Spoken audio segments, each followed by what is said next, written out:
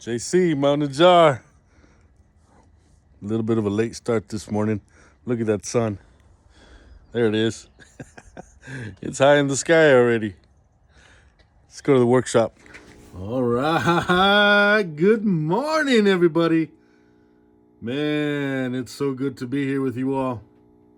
Thanks again for coming, for showing up. Hoping that I could put on a good little show for you guys. So this is Heritage, and this is the third episode of Heritage on Mountains Sunday Show Off, baby. All right, let us just get right at it. So we have Saudi, we have Smooth Jack there, we have some Stockmans. Remember that Buffalo?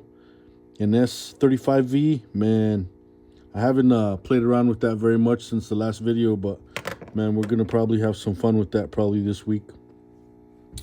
Classic Stockman, can't beat that. So what we got today is just versions of Grandpa's trappers. Trapper got a lot done on our ranch. The memory that I want to go over with you guys today is going to be butchering a hog. You know, my first hog that I participated in helping my family butcher, man, it was a pretty intense butchering, you know. Not to be gross or anything, but the thick blood that came out of a hog was bubbly and thick. Than I had never seen that before. So as a child, I was kind of tripped out, but intrigued as well too. Grandpa burned off all the hair before he started to cut and butcher. And then, of course, Grandma was putting a pot of beans in the ground. My uncles, my dad, would dig a hole, start a fire, put the coals inside the hole, and then Grandma would come with her cast iron pot of beans, put it in, and then they'd cover it up along with parts of the hog that had already been butchered by my grandpa. And Grandpa would pull out his trapper. So again, going along with the black theme, I remember watching my family work with their black knives, and here is a classic. Did we go over it? Sorry. Number 18221, black synthetic rough jig trapper, 54 pattern of the stainless steel. This one's a 2024. Dang, just a few months ago too. So these are classic, right? They're still making them. I already played with it. Must be a good selling trapper if they're still making it.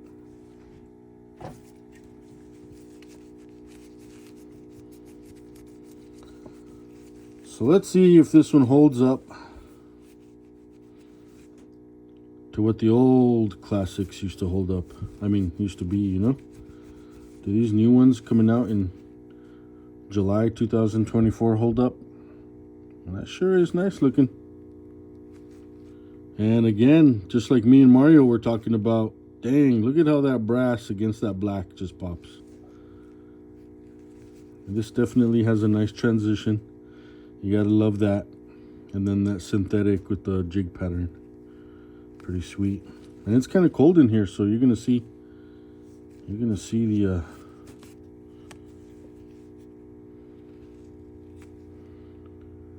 you know, there it is. There's something that can do whatever you got to get done on that ranch. Butchering, skinning, getting in that bone, inside the joints. Now, I often saw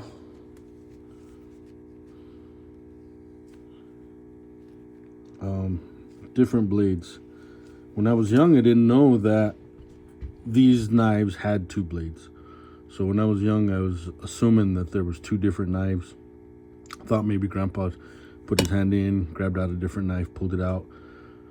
And this was something that he would use. He used this to butcher. He would get in there, you know, he'd get what he needed to do, come down the line there, however he need to, follow the muscle, whatever he had to do.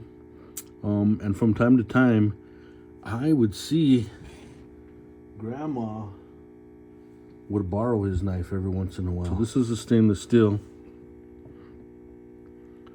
USA 54 stainless steel. It's got a decent snap. Such an easy pull, but a nice little lock in.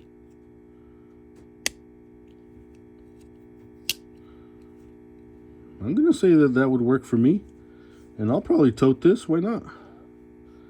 It's not just a story of the past, but it could be a story of the future as well too.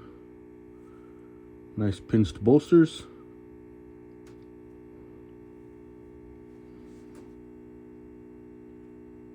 Such a nice blade, huh? Trapper, such a great pattern. But check this out, guys. If you really want to go old school, you go with a carbon steel trapper, baby.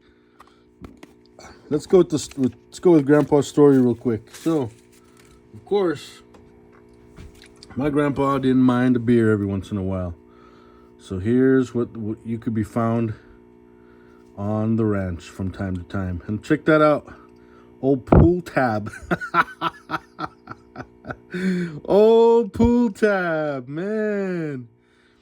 Now, besides seeing this nice old vintage Coors, which still has the liquid inside of it, remember when used to go to like a parking lot back in the day, and there were some older grocery stores like Safeway. I don't know if you guys had a Safeway way back in the day, or a TG and Y, if you remember that. But you would see in the pavement in the parking lot, these tabs were like always stuck inside the pavement, you know? I just thought that was cool. But that's an old can from Grandpa's garage. Whereas I also found this old can. Well, I mean, me and my dad collect old stuff, and of course my dad had access to look at that, Schlitz Brewing Company, Old Milwaukee. It's got that old pull tab as well too. Isn't that cool? So my dad, was able to get a couple of these and keep them around so that we can tell stories, But along with those old drinks, my grandpa was a smoker. Look what I came across. Look at these crimp cut, long burning pipe and cigarette tobacco papers, rolling papers, and they're still in there. Look at that. Whoa, isn't that crazy? Man, isn't that crazy? Look what else I got. Look at that. Old school. Now, my grandpa had an old Ford 250 4x4 truck. And these were always inside the glove compartment. You know that flat glove compartment where you just push the button and that piece of metal would fall down, and there was always something in there, maybe a bottle of schnapps, some rolling tobacco papers, and a matchbook. I didn't get any matchbooks for you guys. Maybe I could do that on the next time, but here are some really cool old cigarette rolling papers. That is just freaking cool, man.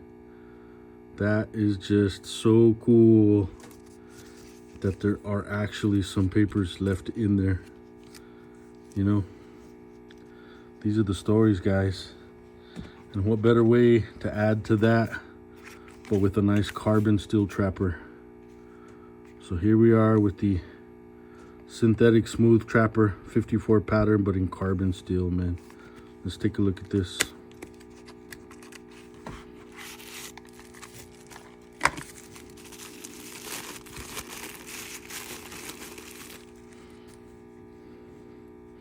This one's the smooth, or that one's the synthetic jig, but this one's the smooth. I don't know which one you like better. I think I have a fancy for this. Still got those nickel silver bolsters.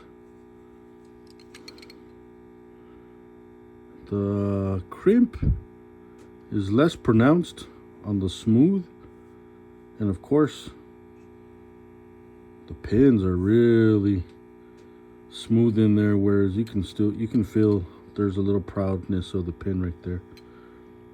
The shields are different. This is like a nice classic oval shield. That is well too, but it's got script in there.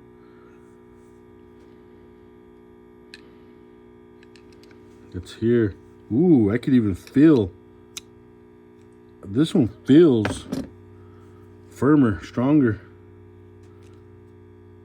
Oh, yeah. So if you get an opportunity, if you have an opportunity, man, I'm almost going to say, pick up yourself an old carbon steel versus a stainless steel. I mean, unless that's what you want, is stainless steel, which some people do prefer. Yeah. Whew, that feels good. Carbon steel. Isn't that great? Oh, isn't that great? Man, imagine the patina that's gonna happen on this old trapper right here. And then I pass it over to any of my kids who wants for me to pass these on over to them. Well, that's my story, and I'm sticking to it. Let's see what we could do for you guys if you guys want bonus material. I could shorten this video just a tad bit. Let's look for my coin. All right, so I got my $1 coin. Statue of Liberty is to get bonus material. So, well, actually, I guess that would be heads, right? Franklin Pierce would be heads. So bonus material, heads, tails, heads, tails, heads, tails. Bonus materials, heads. And that's tails. So this time, folks, no bonus material. See you guys next Sunday. Thanks for coming. I'm out in the jar.